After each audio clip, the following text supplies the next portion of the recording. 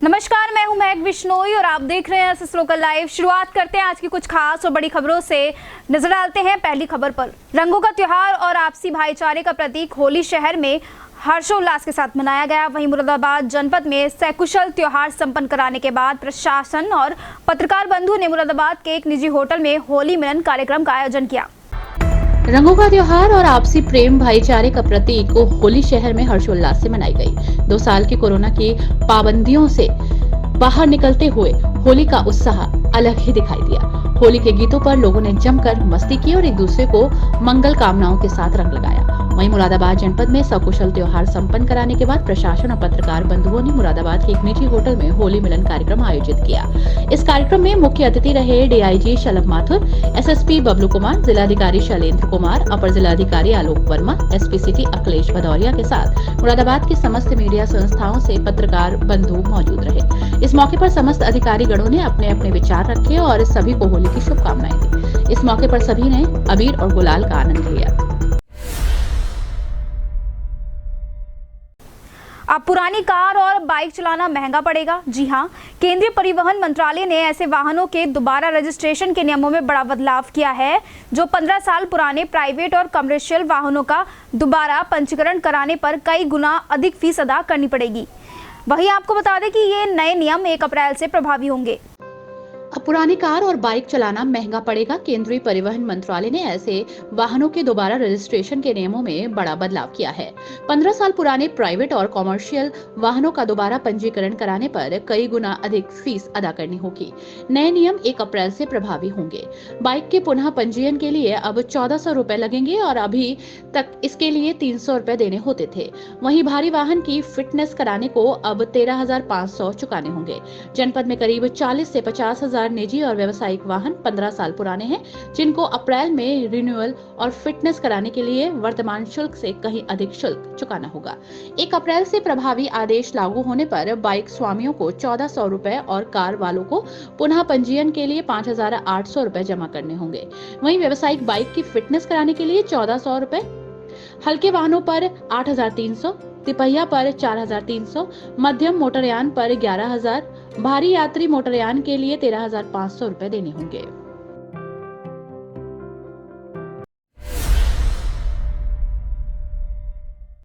आखिर ऐसा क्या हुआ कि नागफनी थाना क्षेत्र के मोहल्ला पुराना 10वां घाट रामलीला मैदान गली नंबर 2 शिव मंदिर के पास रहने वाले क्षेत्रवासियों ने अपने घरों के बाहर लिखवाया यह मकान बिकाऊ है।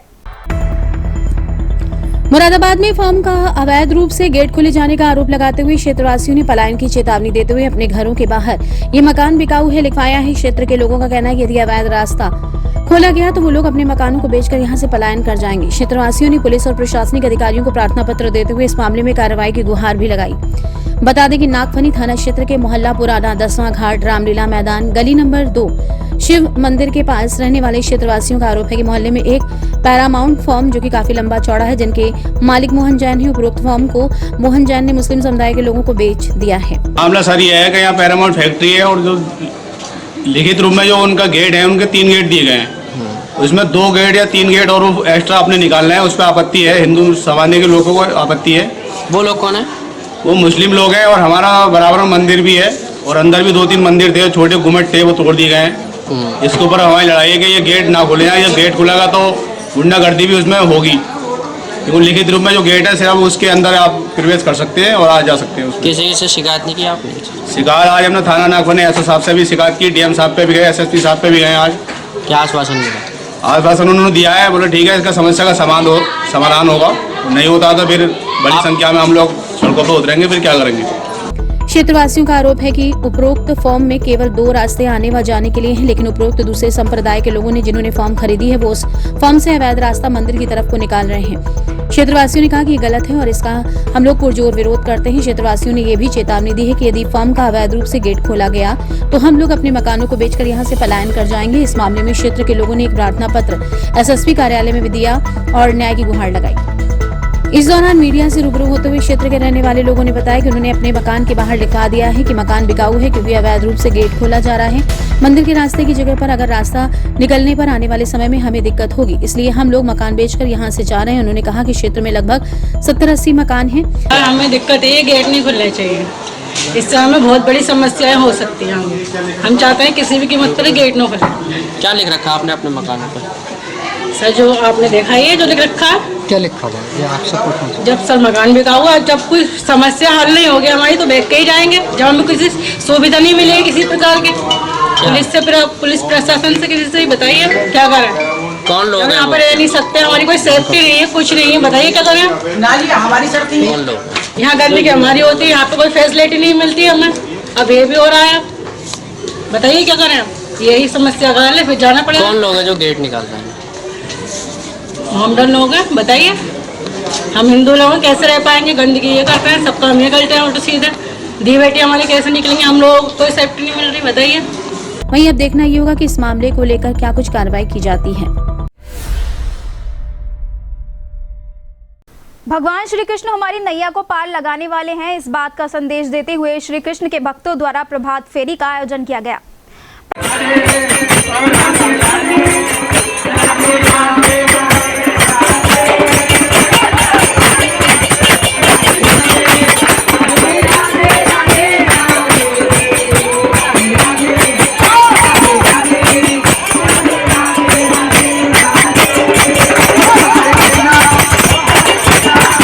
देखिए इन तस्वीरों में किस तरीके से भगवान के भक्त उनकी भक्ति में लीन नजर आ रहे हैं। दरअसल नगर पंचायत पाकबड़ा में भगवान श्री कृष्ण के भक्तों द्वारा प्रभात फेरी का आयोजन किया गया, जिसमें पाकबड़ा के अलग अलग मोहल्लों से होती हुई प्रभात फेरी पाकबड़ा के संत नामदेव बड़ा मंदिर पर जाकर संपन्न हुई।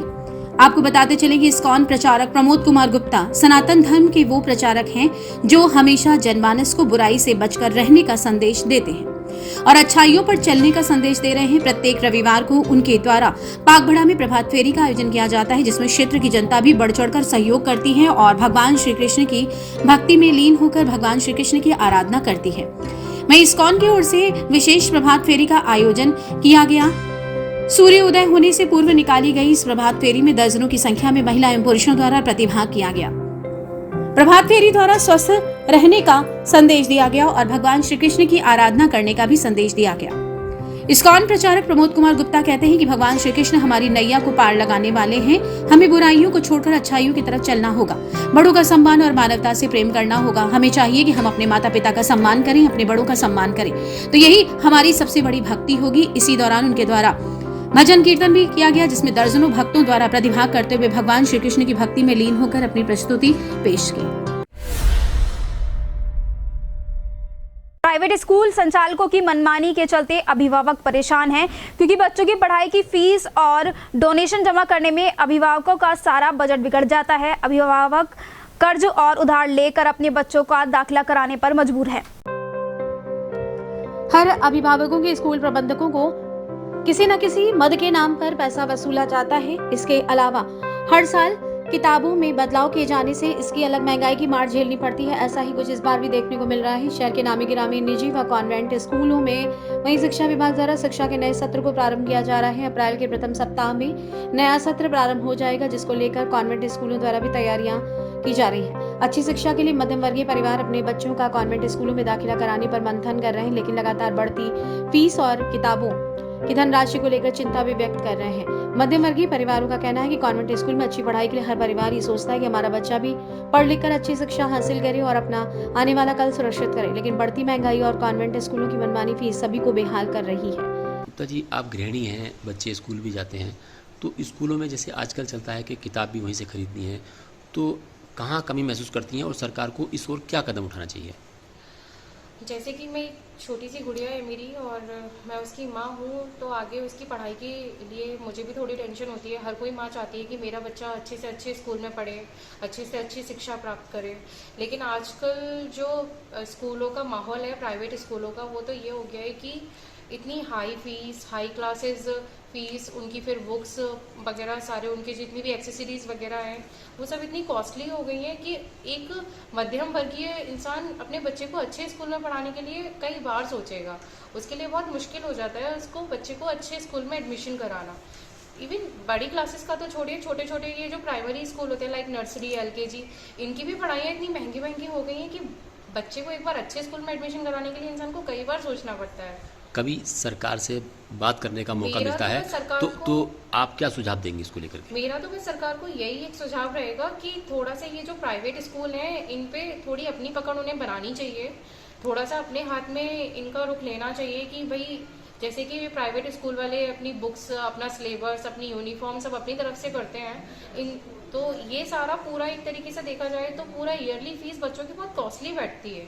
तो उस हिसाब से थोड़ा सरकार को अपने हाथ में लेना चाहिए, थोड़ा गवर्नमेंट का भी इस पे हाथ होना चाहिए कि जिससे बुक्स वगैरह, एक्सेसरीज वगैरह, थोड़ा फीस वगैरह में थोड़ी कटौती हो, जिससे बच्चा, कोई भी एक मध्यम वर्गीय परिवार अपने बच्चे को अच्छे से अच्छे स्कूल में पढ़ाने की हिम्मत कर सके।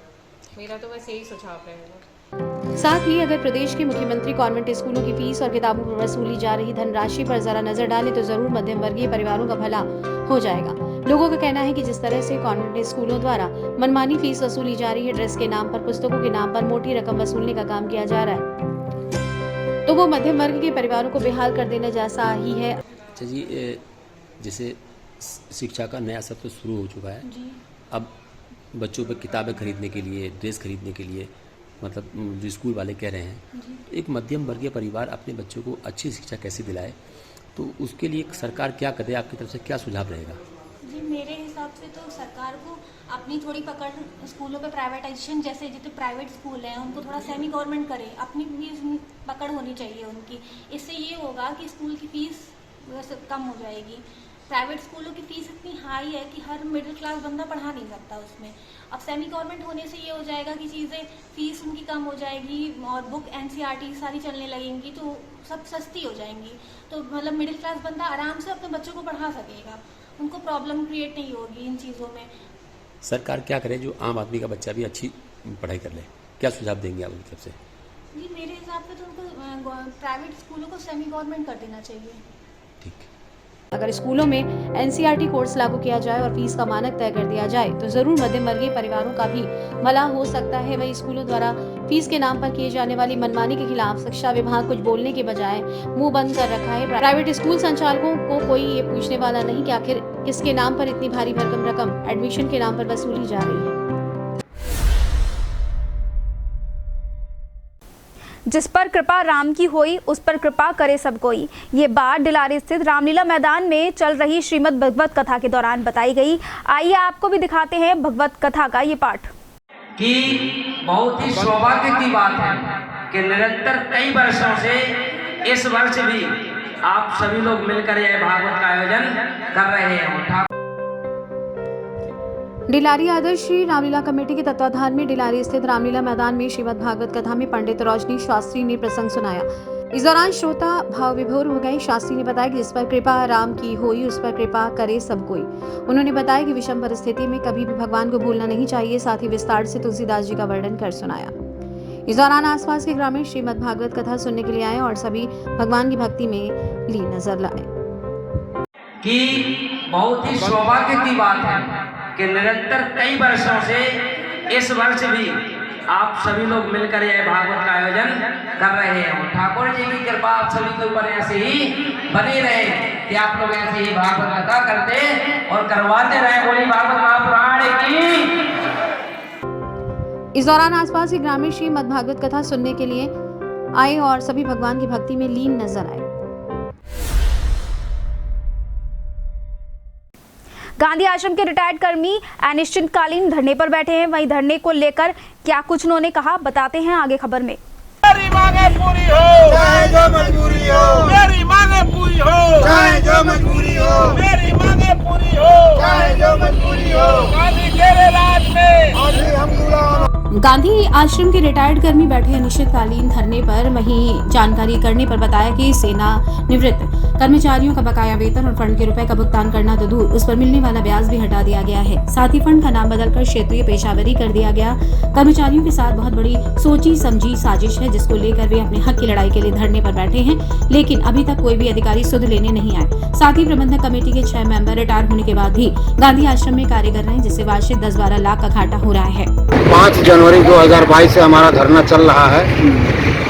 प्राइवेट फंड, ग्रेजुटी और बकाया वेतन को मांग के लेकर बैठे हैं, लेकिन गांधी आश्रम के सचिव श्री रविशंकर शर्मा और प्रबंध तंत्र मिल करके प्राइवेट फंड का नाम बदल करके क्षेत्र पेशगी रख दिया है जिस पर ब्याज भी 7.5% से घटा करके 4.25% कर दिया गया है, जो हम लोग को मंजूर नहीं है। प्रबंध तंत्र का कोई भी रकम, जैसे कि वेतन के मद में हो या प्राइवेट फंड के मद में हो, उनका कोई बकाया नहीं है। और सेवानिवृत्त होकर के 5 लाख मेंबर गांधी आश्रम में शीर्षस्थ पद पर बैठे हुए हैं, जिनसे गांधी आश्रम को 12 से 14 लाख रुपए वार्षिक घाटा हो रहा है। जब तक पूर्वतः जैसे ब्याज नहीं मिलता और भविष्य निधि का नाम भविष्य निधि नहीं रहता, तब तक हमारा धरना जारी रहेगा।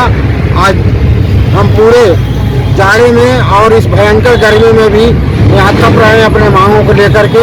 शासन प्रशासन में जिलाधिकारी महोदय को, कमिश्नर महोदय को और वरिष्ठ पुलिस अधीक्षक को, माननीय मुख्यमंत्री जी को, भारत सरकार के प्रधानमंत्री जी को, सबको लिखित सूचना दिया गया है, लेकिन आज तक किसी ने इस पर कोई सुनवाई नहीं किया। हम लोग निराश होकर बैठे हुए हैं। जब तक मांगे पूरी नहीं होगी, हमारा धरना जारी रहेगा।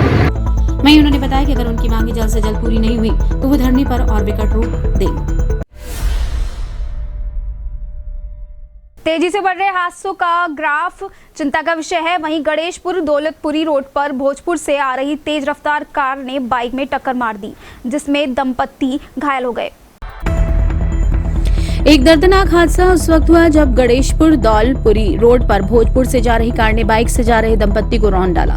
हादसे में दंपत्ति और उनके साथ बैठा एक साथी गंभीर रूप से घायल हो गया। वहीं उपचार के लिए ले जाते वक्त अधेड़ की दर्दनाक मौत हो गई। मौत की सूचना पर लोग पीपल्स थाना के निजी अस्पताल पहुंच गए, जहां भोजपुर थानाध्यक्ष और भगतपुर थानाध्यक्ष ने मामले को सुलझाया। भगतपुर पुलिस दुर्घटना करने वाली कार को अपने साथ ले गई, जबकि 2 घायलों को गंभीर हालत में जिला अस्पताल भेज दिया गया है। अचानक हुई मौत से परिवार के लोग गहरे सदमे में हैं। अधेड़ अपनी बेटी की शादी का सामान खरीदने के लिए चांदपुर आए थे। दरअसल इब्बन पुत्र लड्डून खान निवासी पठान वाली मिलक भगतपुर अपनी बेटी की शादी का सामान खरीदने के लिए चांदपुर गए थे। देर शाम वापस अपने घर जा रहे थे। इस दौरान भोजपुर की तरफ से जा रही कार ने चक कचनाल के पास टक्कर मार दी। इसमें इब्बन और माजिद व उनकी पत्नी रुखसाना गंभीर रूप से घायल हो गए। वहीं सवाल खड़ा होता है कि तेजी से बढ़ते हादसों पर कब विराम लग पाएगा।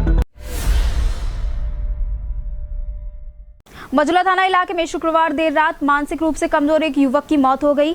परिवार के लोगों का आरोप है कि बहनोई ने युवक को शराब पिलाकर मारा पीटा है और मौत के घाट उतार दिया। मुरादाबाद के मझोला थाना इलाके में शुक्रवार देर रात मानसिक रूप से कमजोर एक युवक की मौत हो गई। परिवार के लोगों का आरोप है कि बहनोई ने युवक को शराब पिलाई और उसकी पिटाई की, जिस कारण उसकी मौत हुई है। मृतक के शरीर पर चोटों के निशान हैं। पुलिस ने आरोपी बहनोई को हिरासत में ले लिया है। पुलिस के मुताबिक घटना मझोला थाना इलाके के प्रकाश नगर गली नंबर 2 की है। इस मोहल्ले में फॉर्म कर्मी सुभाष चंद का परिवार रहता है। परिवार में सुभाष की पत्नी सुधा रानी, 2 बेटियां ऊर्जा और पूजा है, जबकि एक बेटा रजनीश था। बड़ी बेटी ऊर्जा की शादी कुंदनपुर निवासी विपिन बिश्नोई के साथ हुई है। बताया जाता है कि रजनीश मानसिक रूप से कमजोर था। शुक्रवार को सुधा रानी अपने बेटे रजनीश को बड़ी बेटी के घर छोड़कर कहीं आई थी। देर रात उनका दामाद विपिन बिश्नोई अपने साले रजनीश को लेकर उनके घर पहुंचा। विपिन ने बताया कि रजनीश ने शराब पी ली, जबकि परिवार के लोगों का कहना है कि रजनीश नशा नहीं करता था, जिसके बाद दामाद वापस चला गया। शनिवार सुबह करीब 3 बजे परिवार के लोगों ने देखा कि रजनीश की मौत हो चुकी है। उसके शरीर पर चोटों के निशान थे। सूचना मिलने पर पुलिस मौके पर पहुंच गई और पूछताछ की, जिसके बाद फॉरेंसिक टीम भी मौके पर बुला ली गई। पुलिस ने शव को पोस्टमार्टम के लिए भेज दिया, जबकि बहनोई को हिरासत में ले लिया गया है। CO civil line Sagar Jain ने बताया कि परिवार के लोगों ने अपने दामाद के खिलाफ हत्या की तहरीर दी है। उनका आरोप है कि विपिन ने शराब पिलाकर रजनीश की पीट कर हत्या कर दी है। सही पहलुओं की गहनता से जांच की जा रही है। पोस्टमार्टम रिपोर्ट आने के बाद आगे की कार्रवाई की जाएगी। आरोपी से भी पूछताछ की जा रही है। घर वालों ने जो सूचना दी है, जो तहरीर दी है, उसके हिसाब से रजनीश सन ऑफ सुभाष चंद जो है वो प्रकाश नगर गली नंबर 2 के रहने वाले हैं। उन्होंने ये सूचना दी पुलिस को कि कल रात ये इनकी मां जो है मृतक की, वो अपने दामाद के यहाँ पे विपिन बिश्नोई के यहाँ पे जो कुंदनपुर के रहने वाले हैं, वहाँ पे अपने लड़के को छोड़ के गई थी।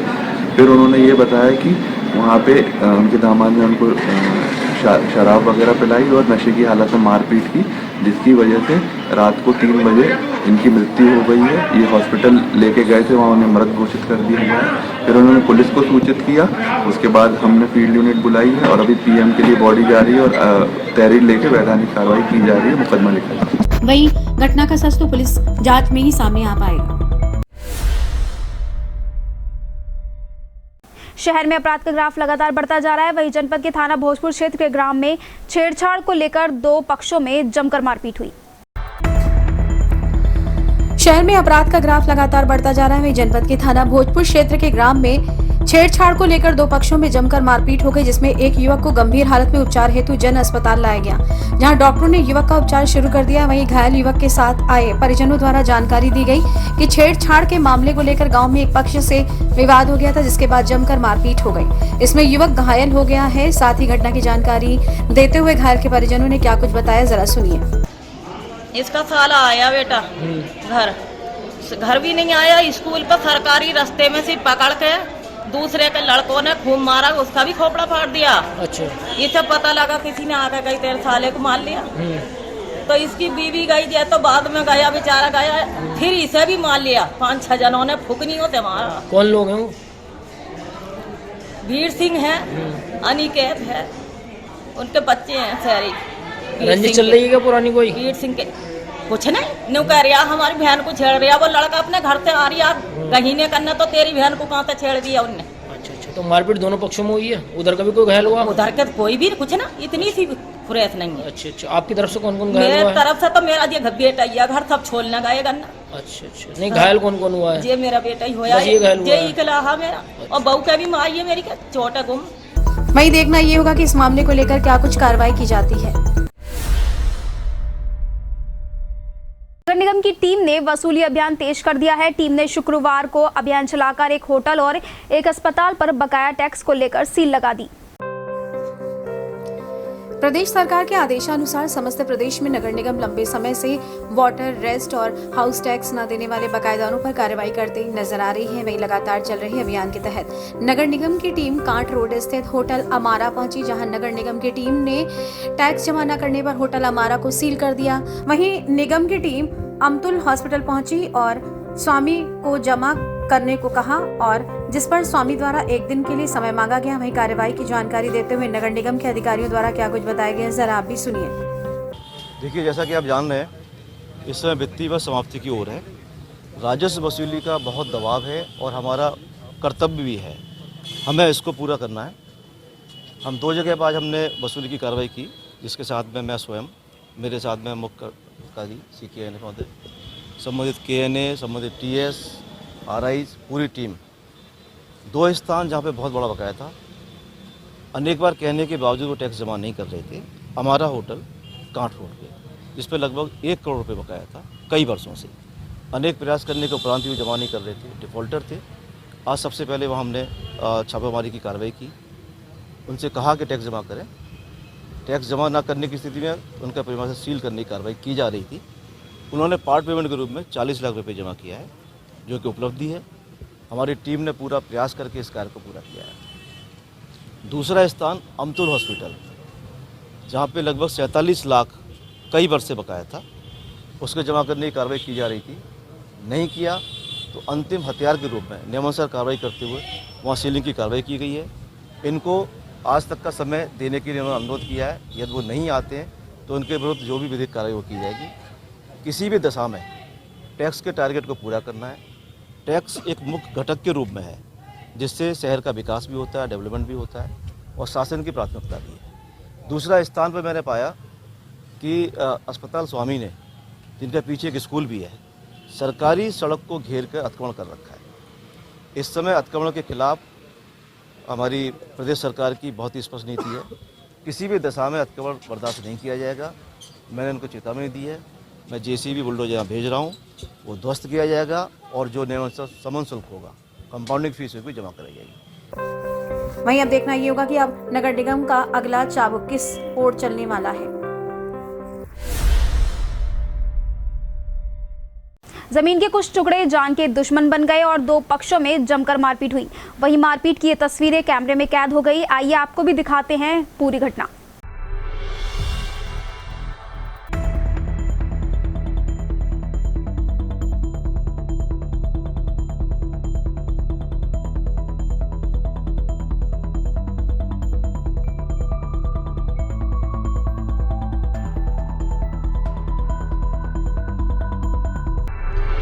देखिए इन तस्वीरों में कि किस तरह से ये लोग एक दूसरे को पीटते नजर आ रहे हैं। वहीं ये मारपीट की तस्वीरें बीच सड़क पर देखने को मिली, जहां गुट में होकर कई लोगों में जबरदस्त मारपीट हुई। इन तस्वीरों को देखकर आपके मन में कई सवाल उठ रहे होंगे कि आखिर क्यों ये एक दूसरे की जान के दुश्मन बने हैं। आपको बता दें कि तस्वीरें छजलैठ थाना इलाके के ग्राम सराय खजूर से सामने आई हैं। आइए अब आपको इस घटना का कारण बताते हैं। दरअसल जमीनी विवाद को लेकर दो पक्षों में खूनी संघर्ष हुआ। दोनों पक्षों ने एक दूसरे को जमकर पीटा। साथ ही सूचना पर पहुंची पुलिस ने भी अभद्रता की। पुलिस ने दोनों ही पक्षों पर सुसंगत धाराओं में मुकदमा दर्ज किया। घटना को लेकर एसपी देहात विद्यासागर मिश्र द्वारा जानकारी दी गई।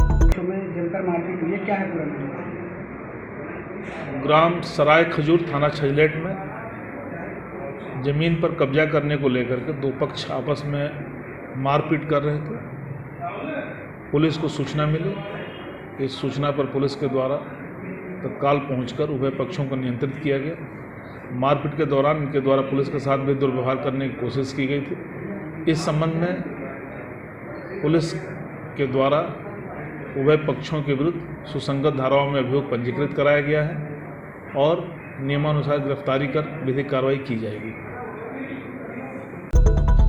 वहीं अब देखना होगा कि पुलिस इस मामले को लेकर क्या एक्शन लेती है।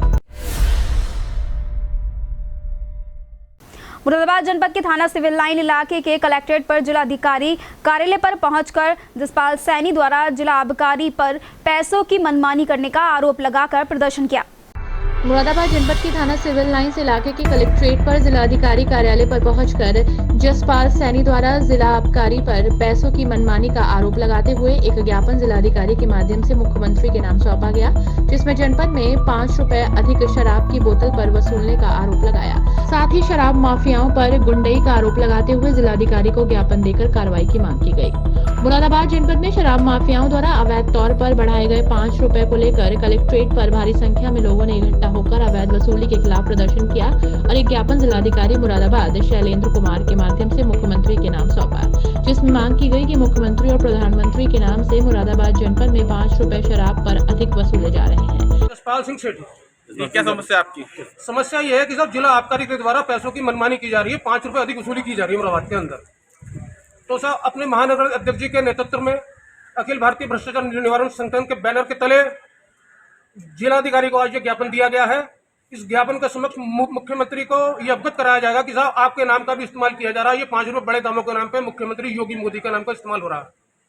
और सेल्समैन के द्वारा अगर ये बात पूछी जाती है तो सेल्समैन भी इस बात को कहता है चुनाव कराने के लिए पैसे लिए जा रहे हैं। ये शराब के बढ़े हुए दाम ये वापिस लें। ये शराब माफियाओं की गुंडागर्दी नहीं चलेगी, नहीं चलेगी, नहीं चलेगी। शराब माफिया की गुंडागर्दी है ये, और ये हमारे खिलाफ अभियान जो है हमेशा जारी रहेगा। अगर ये हमारा इस चीज का निस्तारण नहीं होता तो हम अपराध में भूख पर बैठेंगे और इस चीज को मतलब इस चीज का जो आगे बात देंगे जिला आबकारी अधिकारी सर्विस में होंगे। इस दौरान भारी संख्या में लोग मौजूद रहे।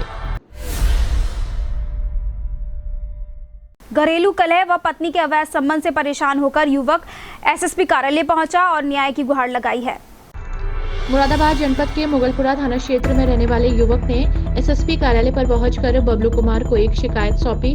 साथ ही युवक ने बताया कि उसकी पत्नी के अवैध संबंध घर में पढ़ाने आ रहे मौलाना से हैं। कहा कि उसकी 4 बच्ची है और शादी को 15 साल बीत चुके हैं। वहीं बताया कि पत्नी के घर मायके वाले भी उसे प्रताड़ित करते हैं। साथ ही उसने अपनी जान को खतरा बताया। जनाब मेरी बीवी मुझे बहुत तंग कर रही है, वो किसी और से लग चुकी है। तकरीबन साल भर के करीब हो चुका है। शादी कहाँ हुई थी आपकी? शादी हावी दिल्ली के पुलिया के रहने वाली है। कितने साल हो गए शादी को? शादी को 6 जनवरी को 15 साल हो गए। क्या परेशानी आई शादी के बाद? शादी के बाद नहीं, अपनी लाइफ सही चल रही थी माशाल्लाह। 4 बच्चे हैं मेरे। और उसके बाद जो है साल भर पहले वो मैंने एक मौलाना अपने घर बच्चों को पढ़ने के लिए लगाया था और उनसे रिलेशन बना चुकी हैं अपना। अच्छा। और उसका मुझे टॉर्चर करती हैं। किस तरह से टॉर्चर करती हैं आपको? मतलब मैके वाले भी उनके और भैया जी धमकी देते हैं कि इसे रख, हमने तो अपनी जान से मार देंगे। मेरे पास फ़ोन भी आया इसका। थाने भी शिकायत की थी आपने? मैं थाना मुगलपुरा में इसकी शिकायत की, मेरे को सुनवाई नहीं। आज कौन से अधिकारी से मिलने आए? आज कप्तान साहब से। क्या चाहते हो इसमें? मैं ये चाहता हूँ मेरा साफ इंसाफ हो, मेरे बच्चों का मुस्तकबिल ख़राब हो रहा है। पत्नी को रखना चाहते हैं आप अपनी? साहब बिल्कुल रखना चाहता हूँ। 4 बच्चों को क्या करूँगा बताइए। वो मेरे साथ इतना जुल्म हो रहा है, मेरे पास धमकी आ रही है जान से मारने की। दूसरे व्यक्ति के खिलाफ कोई कार्रवाई करेंगे? बिल्कुल करूँगा साहब।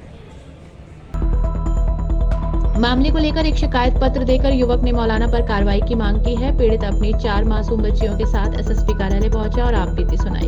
एसएसपी से इंसाफ की गुहार लगाई है। अब देखना होगा कि इस मामले को लेकर क्या कार्रवाई होती है। खबरों के सिलसिले में आज इतना ही। कल फिर मिलेंगे ताज़ा तरीन खबरों के साथ और आप बने रहिए एसएस लोकल लाइव के साथ। आपको बता दें कि आप हमारी ये सभी खबरें फेसबुक और यूट्यूब चैनल के माध्यम से भी देख सकते हैं और हाँ, आप हमारा चैनल सब्सक्राइब करना ना भूलें। कल फिर मिलेंगे, फिलहाल दीजिए इजाजत। धन्यवाद। Modern Public School wishes everyone a very happy and colorful Holi. Play safe, stay safe. और शबे बारात की भी आप सबको बहुत मुबारकबाद।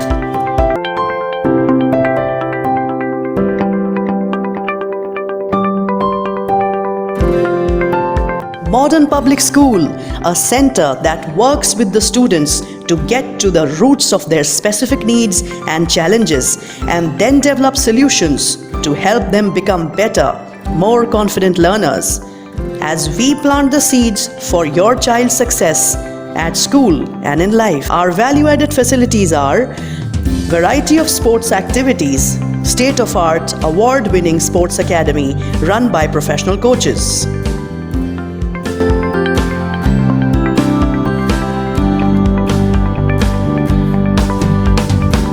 High-tech lab, physics lab, chemistry lab, biology lab, computer lab, smart classes, award-winning residential hygienic mess, and canteen. Special provision for all curricular and co-curricular development of students.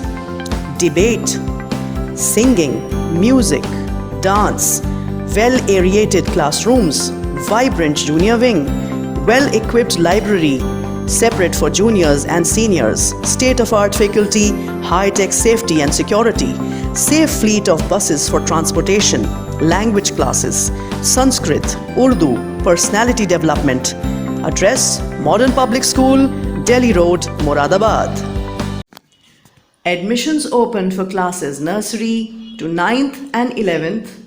A special offer for juniors, 50% off for classes nursery, LKG and UKG for the session 2022-23.